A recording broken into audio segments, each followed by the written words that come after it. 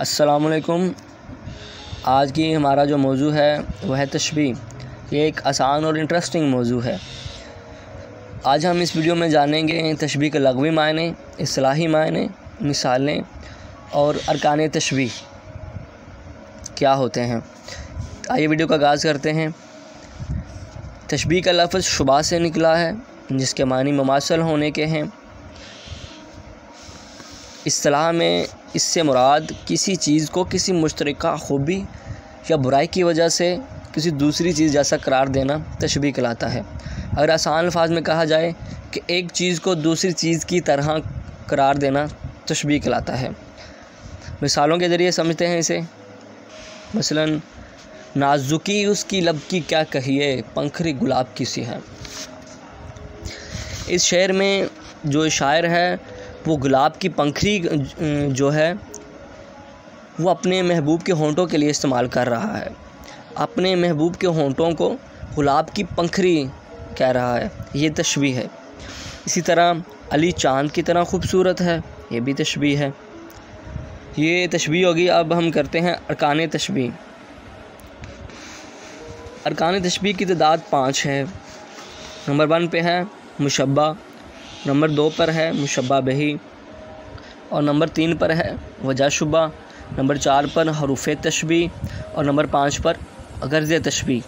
आए हम इन्हें एक एक करके समझने की कोशिश करते हैं। नंबर 1 पे मुशब्बा।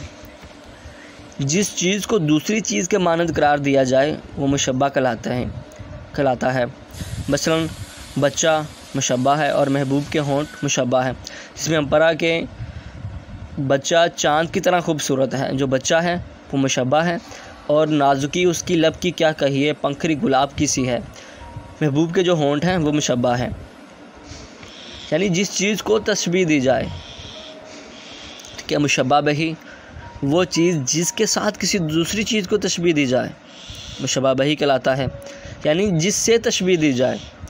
मसलन, बच्चे को चाँद से तशबीह दी गई और महबूब के होंठों को गुलाब की पंखरी से, ये मुशब्बा बिही है। अब नंबर 3 पे है, ये नंबर 2 था। नंबर 3 पे है वजह शुबा।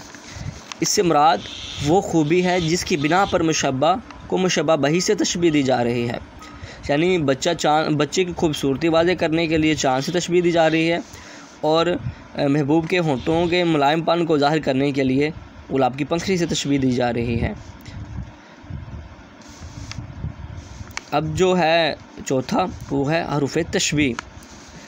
वो लफ्ज़ जो किसी एक चीज़ को दूसरी चीज़ जैसा ज़ाहिर करने के लिए इस्तेमाल होता है, वो हरूफ तशबीह कहलाता है। मसलन, शेर में है नाजुकी उसकी लब की क्या कहिए, पंखरी गुलाब की सी है। जो की सी है ये हरूफ तशबीह है। और बच्चा चाँद की तरह खूबसूरत है, जो तरह है वो क्या है, हरूफ तशबीह है। इसके अलावा जो हरूफ तशबीह होते हैं वो मैंने चंद एक लिखे हैं, आपको भी आसानी हो जाएगी। जैसे कि हू बहू, मिसल गोया, सूरज, जूं, सा, जैसा, मानद, मिसाल वगैरह, ये हरूफ तशबीह हैं। हरूफ तशबीह को अदात तशबीह भी कहा जाता है। ये अक्सर वो MCQs में पूछ लेता है। 5वें पर है गर्ज़ तशबीह। यानी कि वो मकसद या गर्ज़ जिसके लिए तशबीह दी जाए वो गर्ज़ तशबीह कहलाता है। मसलन, बच्चा चाँद की मानद खूबसूरत है। अब बच्चे की जो खूबसूरती है उसे ज़ाहिर करने के लिए ये तशबीह दी गई है, इसे कहते हैं गर्ज़ तशबीह। अब मिसालों की तरफ आते हैं। जैसा कि है खा खा के ओस और भी सब्ज़ा हरा हुआ था, मोतियों से दामने सहरा भरा हुआ। इसमें जो है पहले शेर में जो शबनम है उसको मोतियों से तशबीह दी गई है कि जब सहरा सब्ज़े पर शबनम गिरती है तो ऐसे मालूम होता है कि जैसे मोती हैं। अब दूसरे शेर पे कहता है कि नफ्स की आमदो शद है नमाज अहले हयात, जो ये कज़ा हो तो ए गाफिलो कज़ा समझो। ये ज़ो का शेर है। इसमें कहता है कि जो इंसान के सांस लेने का अमल है वो ऐसे है जैसे नमाज का अमल है। अगर सांस के लेने का अमल रुक जाए, क़ज़ा हो जाए, तो फिर इसे क़ज़ा समझो, इंसान मर जाता है। ये एक मजमूई शक्ल को दूसरी मजमूई शक्ल से तशबीह दिया जा रहा है।